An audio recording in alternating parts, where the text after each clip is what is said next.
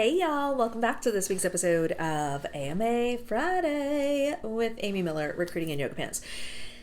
This week, I'm going to walk you through how you will not out-creative a misaligned resume. Okay? One more time. You will not, very unlikely anyway, that you will out-creative a misaligned resume. So, context, what do I mean by that?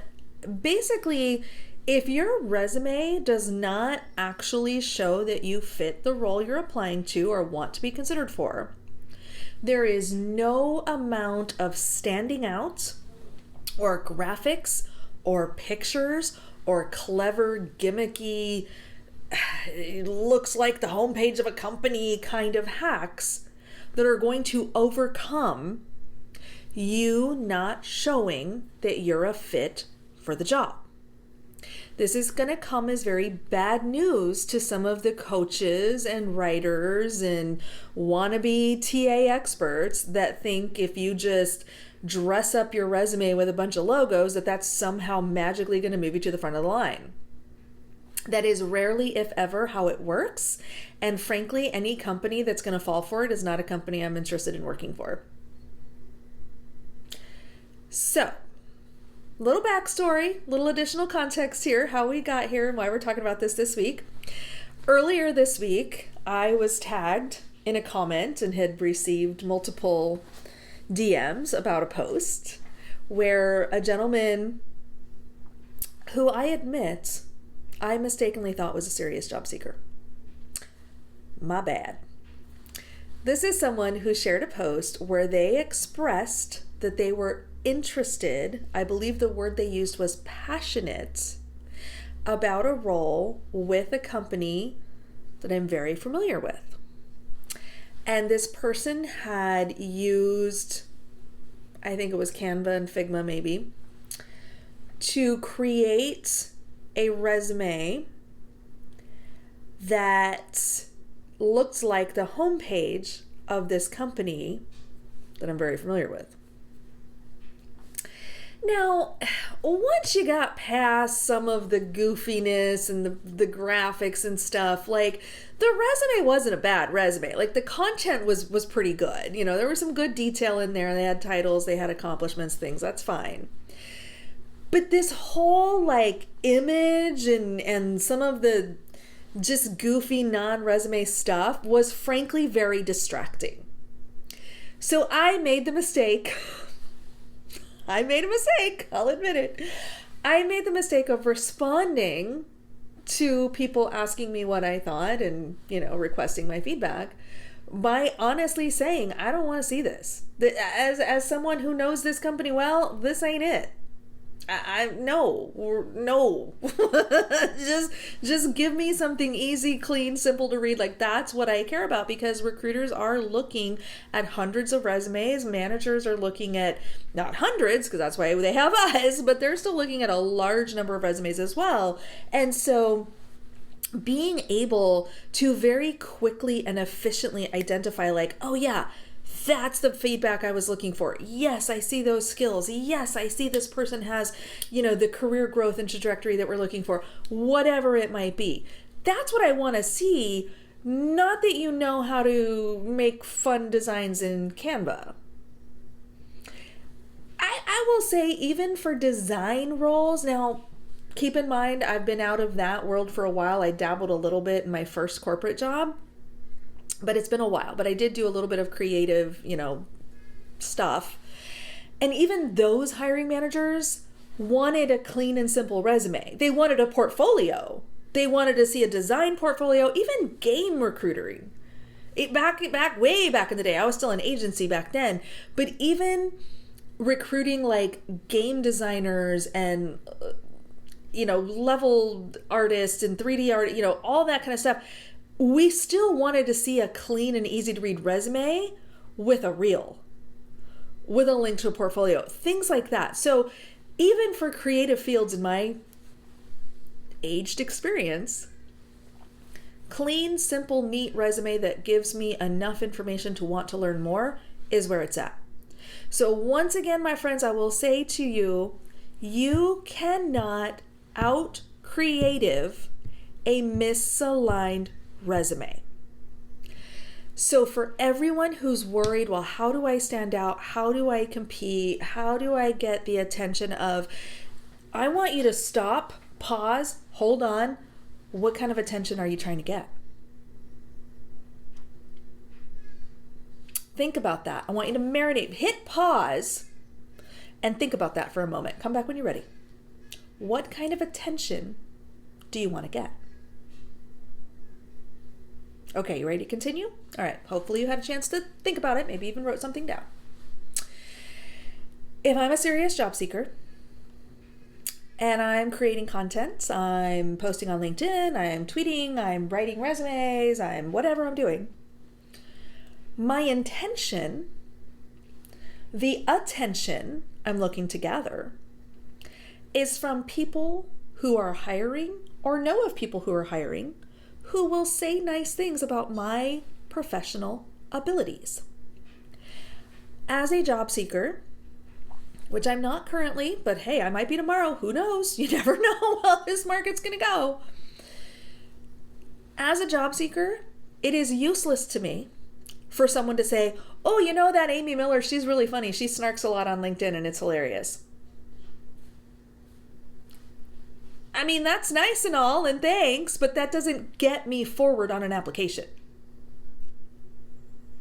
That doesn't convince someone that I'm a really great recruiter who has a strong focus on consulting and candidate experience.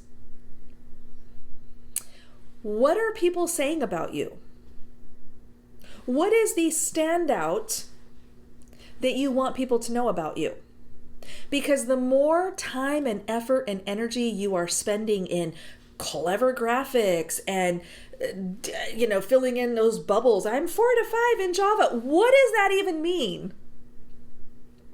And so people are using these, I don't even know what to call them, these tricks, thinking that they're going to stand out.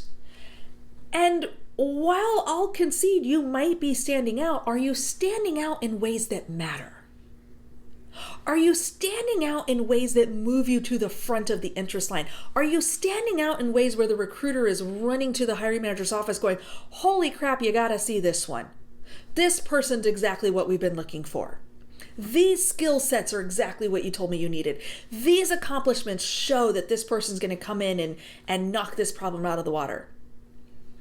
Or, hey, this person made his resume look like our homepage.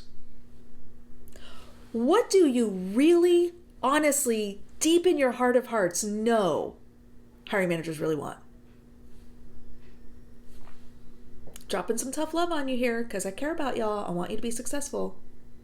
But the gimmicks and the hacks and the nonsense that are not role related are tired. We see them all the time. We don't like them. Hiring managers get super annoyed. I actually showed some folks that I know this resume, which I've seen variations of before. Not the first time someone's done this, and not the first company either. Got a lot of eye rolls. Got a lot of, but what did they do? Got a lot of, is this a joke? Is that the response you want to your resume? Serious question. Or do you want the response that says, wow, this person's done a lot of the things I'm looking for. Wow, this person really explained their accomplishments effectively. Wow, this person has this, specific degree or educational background or training or whatever that the role requires. Not all roles. I don't like degree requirements, not about that. But you see where I'm going with this? So ask yourself that question. If I'm looking at your resume, what is the takeaway? Now, in the interest of transparency and setting myself up for some feedback that maybe I wasn't ready for,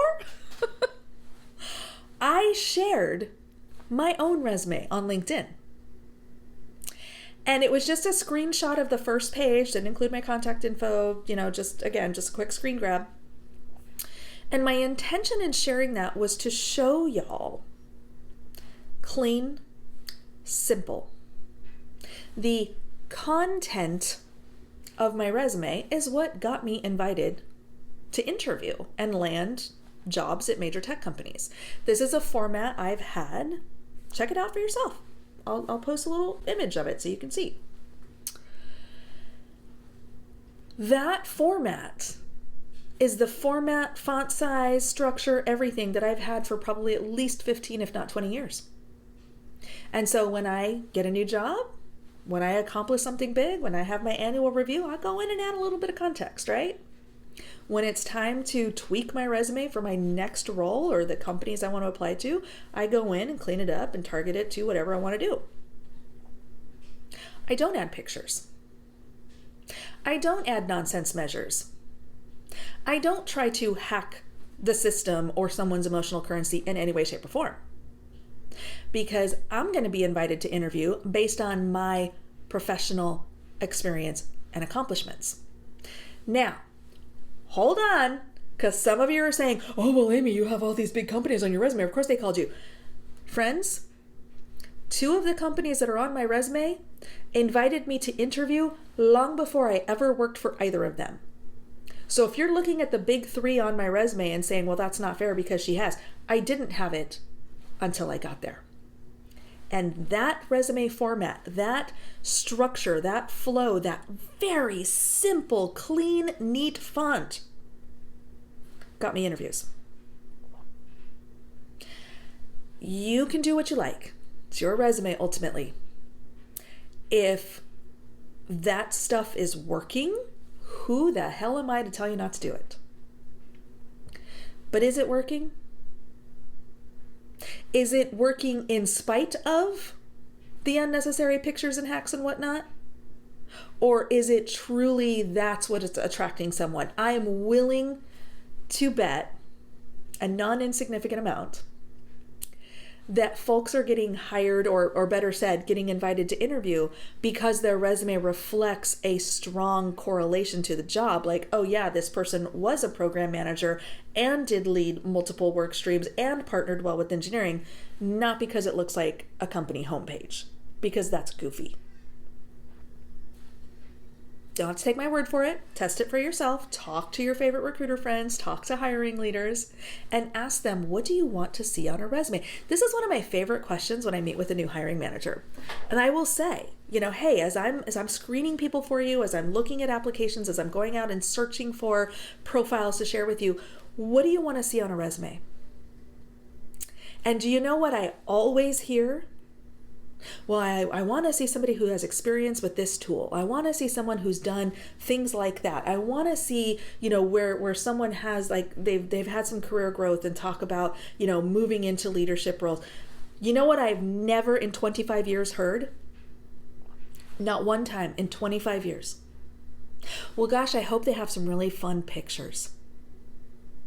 Well, gee, it'd be really cool if they had logos like a NASCAR race car.